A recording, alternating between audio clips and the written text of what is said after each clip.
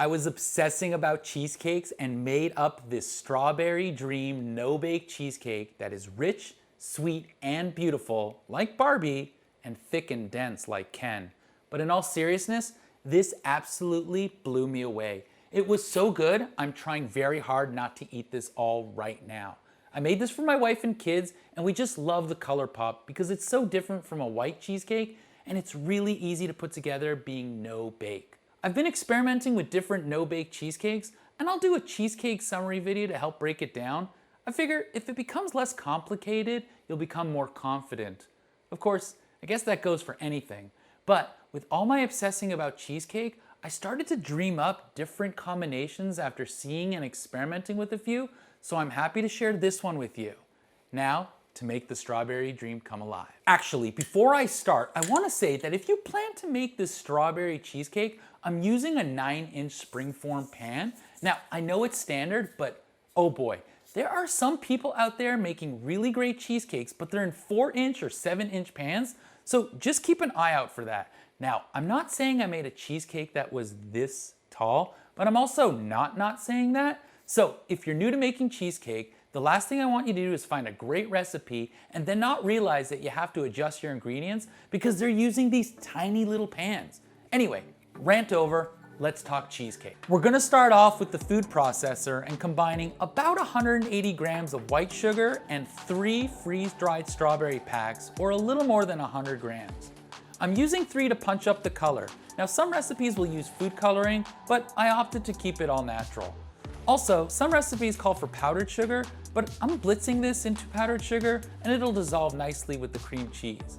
I'm adding about 5 to 10 grams of cornstarch to the sugar to help with the stability. Next, we're gonna use Biscoff cookies. Trust me on this, it's a fan favorite. Use the whole sleeve to make it easy, about 250 grams. But if you wanna be safe, throw in an extra 5 cookies just to make sure you have enough. Don't worry about it if the food processor isn't 100% clean. Give it a whirl for about 2 minutes straight in the processor until it's nice and fine. Then add 7 tablespoons or 100 grams of melted butter. As you can see, I'm trying to keep these numbers round and easy to remember. Mix it all together in a bowl until it's a wet sand consistency. Then pour into a 9-inch springform pan. If you pack it very tightly, use a flat bottom cup or glass. The tighter it's packed, the better it holds together. Now you can freeze it or pop it in the fridge for 20 to 30 minutes. Now for the filling. Using a hand mixer or a KitchenAid fitted with the whisk attachment, whip 1 1/4 cup or 300 milliliters of cold heavy cream into stiff peaks on medium to medium high speed. When you're done, set it aside. Now I'm gonna clean out the stand mixer bowl and put on the paddle attachment and add the room temperature cream cheese very poorly into this bowl and mix it on medium speed to soften it up a bit. I'll add the vanilla extract to loosen it up and then add the strawberry red sugar mix and let that go on medium until smooth and creamy. Scrape down the sides and up the bottom of the bowl with the rubber spatula as needed. Then add 1/4 to a 1/3 cup of sour cream. You can add a squeeze of lemon here if you want a brighter, tartar flavor, and a pinch of salt. Mix it for 2-3 minutes on medium to medium high speed until smooth.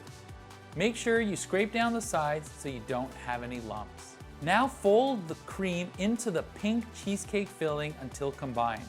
You can use a stand mixer on low to make it easier, but it is definitely doable by hand.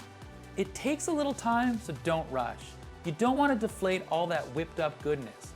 Now, you could just add the cold heavy cream to the cream cheese when it's mixing it all together.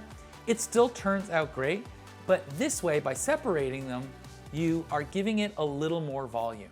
Now, take the crust out of the fridge or freezer and plop all of the filling into the crust. I got this offset spatula, but don't worry about how it looks. The nice thing about no-bakes is that they can easily be a little messy on top. Plus, no-bakes are always ready for any topping you want, which is best done the next day or right before serving. Finally, cover tightly with plastic wrap or aluminum foil and refrigerate for 6 to 8 hours or overnight. The longer that it's refrigerated, the nicer the no-bake cheesecake will firm up. All right, it's the next day and I'm putting sliced strawberries on top And if you have any leftover freeze-dried strawberry dust, you can sprinkle a little on top as well. It's rich, creamy, and thick like a cheesecake should be, without all the eggs, water bath, or baking for an hour, and no worrying about cracking on top. What I love about this is the color. So if you want to surprise someone with a unique cheesecake, give the Strawberry Dream Cheesecake a try. And of course, using other freeze-dried fruit like blueberries, mangoes, peaches, and pineapple can give you endless options. If you like this video, consider leaving a comment or subscribing. And you know what? I'll see you in the next one. Thanks for watching. Oh my God.